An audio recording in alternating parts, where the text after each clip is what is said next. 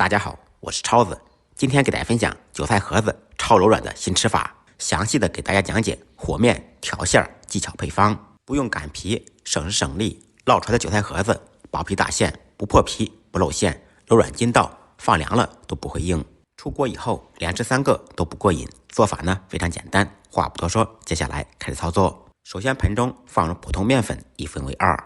一半用开水烫面搅成面絮，另一半面粉加入凉水搅成面絮，面和的稍微软一点，搅好以后把它们揉在一起，揉成光滑的面团。案板上刷上一层熟油，和好的面团放到案板上继续揉，这个过程大概需要10分钟左右。经过反复揉面，面团更加筋道，包的时候不破皮。揉好以后把面团搓成长条，用刀切成大小相等的剂子，剂子的大小根据个人情况来定。和面的盆中刷上一层熟油，切好的面剂子用手搓成圆形，全部处理好以后摆入盆中，再刷上一层熟油，这样可以锁住面团的水分不流失，从而做出来更加柔软。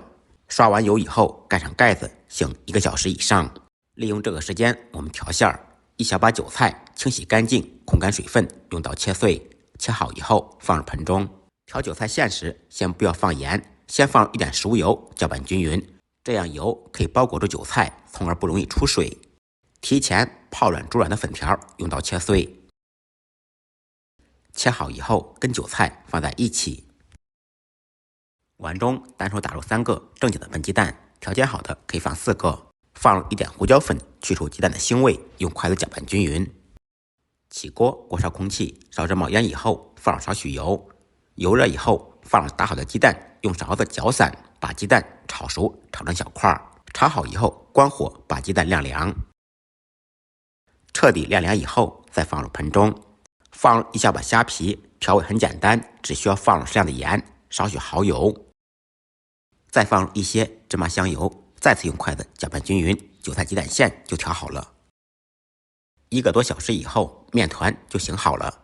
这样和的面柔软且筋道，不用擀面杖，用手按压，把它按压成饼状，放上刚才调好的馅料。馅呢可以多放一点，大家可以放心，皮不会破，薄皮大馅才最好吃。像包包子一样把口封上，然后再放到案板上给它按平。